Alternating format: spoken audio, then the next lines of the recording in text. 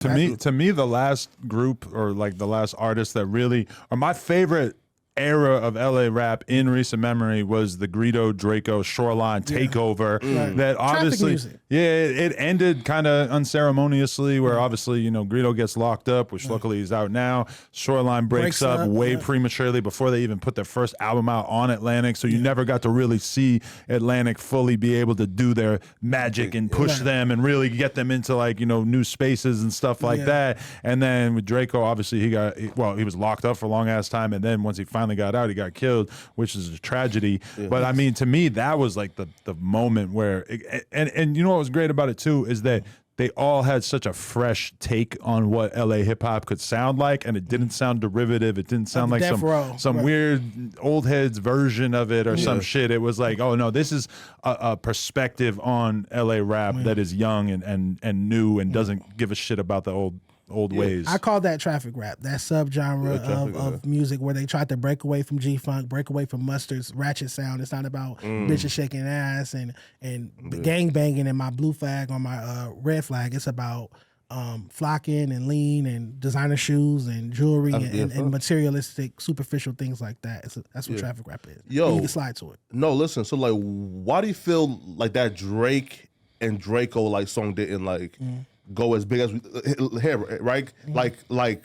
Like we all thought, bro, like when this shit dropped, it's about to like take Draco from this to a fucking like a, right? But then like when the song dropped, it just didn't go nowhere. I would say like Don Kennedy always says when he does an interview, advertising. Yeah. Like Draco wasn't signed to a major label, so there was no like big radio push for it. But it's a Drake song though, man. Yeah, but there's no video. It's a Drake song with no video. Yeah. There's no music video. You can have a Drake verse and if it just ain't the one, it ain't the one. Like to me, that song wasn't the best record. That song was not the greatest Draco song I ever heard. If you had taken Draco's best street hit at that moment and had Drake put a verse on it, then we might be talking. Keep in mind, Draco also had the fucking Saweetie collab when she was kind of at the height of her shit. Did it really change anything? No, not really, right? Because at the end of the day, Draco's fan base don't want to hear him do some commercial shit. They want to hear some like grimy ass street shit because that's what he built his entire brand name on, right? Right. I think what would have worked better in his situation would have been him being on one of their records. You get what I'm saying? Him doing a feature on a Saweetie pop record that blows up, that has that marketing push, that radio push. Wasn't that a Saweetie record that he was on though? Yeah. The Risky record? Was it? Yeah, but it was on like a soundtrack or something. It wasn't like single derivative. Okay, gotcha. Right. That was around the time that, remember Saweetie was dancing a Spot 'em Got 'em record and shit, like standing on top of the SUV. Yeah, but she was, she was popping at that moment. Now she's going on tour with YG and Wally the Sensei. Right. Do you believe that's a real relationship or is that a clout relationship to promote the tour? It could be a bit of both. And you know what? I think you were saying that LA rappers should date more high profile. I'm just saying YG seems like the only one doing it, right? It works. That was one of my tips. In 2020, I did 21 tips for LA rappers. And that was one of my tips. Like, if you guys date up a little bit, it'll bring more attention. You got to be a certain level of superstar to be able to even have your name in those conversations, right? Because you got to be a dope musician and you got to be have the Riz, I guess, as the kids say these days. The what? The Riz. You don't know about the Riz? Game. Okay. Ability to talk a bitch up out her pants. But like YG at this point, like, and he's dating down though. You think because he's that much bigger than Saweetie? Right now, yes. They're both West Coast rappers. No, bro. They're Like both West Coast rappers that brand ambassadors. Do you think she's falling off so rapidly? Didn't she sell like 2,000 copies first week? Really? He didn't sell much more. Yeah, right. Like she's done now. Like her career's over with. I feel like she's still a huge star, regardless of where exactly her music is at right now. Yeah. Them to me, they're brand people. Like they're meeting each other on about the right level, right? That's why they're on tour together. It's because they kind of are at a similar level. An arena tour. And Kamaya's gonna be. Wait, hold up, an arena tour. It's an arena tour. YG, Tiger, Kamaya, Wally Sensei, and Miss Sweetie are going on. Who's the headliner for that arena? YG and Tiger. Okay, I can see Tiger maybe like. No, you're not gonna do YG like that because YG has sold 26 million records. YG is a prominent star. No, listen, I don't like his recent music. I'm YG. known for saying I don't like his recent music. Check out the car. I love YG, right? Pretty low, but he's still. But if Lil Baby is having to cancel dates, that's what I was thinking. How is Dirk has to cancel tours? able to sell out in an arena? I might have admitted that the arena tour was West Coast dates. Nonetheless, it's still an arena tour. That's not an arena tour. That's an arena tour. Hey, touring arenas. Oh, listen, question for you, right? So now, I told everybody I was wrong about 03 Greedo, right? Because again, right? Because before he got out, I said he's about to get out and he's about to take over this music shit. Like he's about to transcend LA and take over. Right. His first project, he dropped over like 30 songs. There's no banger there. No. He dropped that single. It didn't really do nothing. I like the Hitters in the Club record. Yeah, but like it's not going nowhere though, right? Yeah, I mean maybe Alamo does it. I don't feel like Alamo's the right fit for him. I'm always speaking on people's label situation. I don't feel like Alamo is the right fit for him. I don't see Ty Moskowitz knowing what he's doing as far as breaking a West Coast artist. Right. So look, right. So do we ever see 03 taking the step that we think he should have taken, like hair, right? So like for example, when I think about like him, I feel like his career right now should be where like a 2019 Roddy was. You feel me? Okay, you want him to be a megastar. You want him to cross over. I feel like he has the potential to, and he has a couple platinum records, like a couple platinum singles. We're looking for that classic album from him because he did have like the God Level and Wolf on Wall Street, Wolf on Grape Street, projects back in the day. But we're looking for that classic album from him post jail, definitely. Yeah.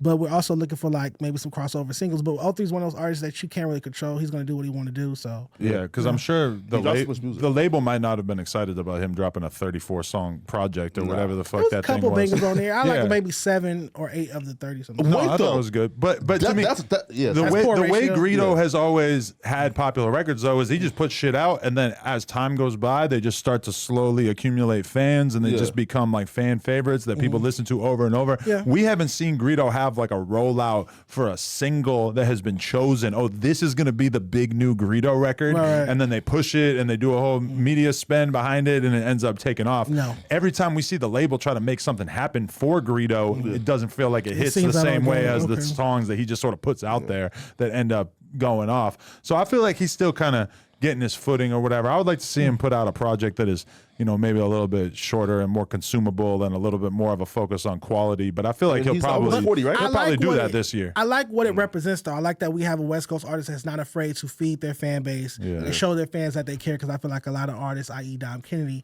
ignores their fan base and won't give them content, won't give them music, won't give them music videos, won't tour.